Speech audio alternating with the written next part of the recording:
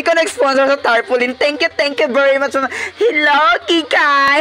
Happy birthday! Diba? Happy lang si Kikay. Ayan, guys. So, welcome po tayo dito ngayon sa birthday ng bata ito. Ayan, in-invite po tayo para makilahok na kumain sa mga iba't ibang putahe at hindi nagpapahuli yung lechon belly. Ayan po, guys, 'di ba? Ang lakit, ang haba ng lechon belly. So guys, sa mga ka-followers natin dyan at mga ka-subscriber at mga ka-supporters, ayan po. Kung magpa-deliver kayo ng pagkain para sa birthday dyan ng mga anak ninyo at saka kung sino man yan. Saan dapat nga ang kukontakin? Sino dapat ang kukontakin? Madam?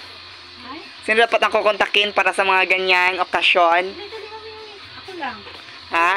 Si Madam po ang kukontakin sa mga ganyang okasyon. Kung halimbawa kung magpa-order kayo, magpa-deliver kayo ng ng food delivery, package na po siya lahat. Meron po ilang putahe yan, at saka may lechon belly. Ayan po, guys. So, please contact to Madam. Ayan po. Happy birthday to Kikay. Ayan, smile si Kikay. So guys, nakikita nyo ba yung mga iba't ibang putahe, guys, na ulam na hinahanda? Ito po yung galing sa in-order po nilang food delivery. Ayan po, naka-package po yan, guys. So, nakikita nyo, at meron pa hindi nagpapahuli yung mga tinatawag natin na pampakalma dyan, pampalubag ng loob ng mga ayan. So guys, diba iba't iba?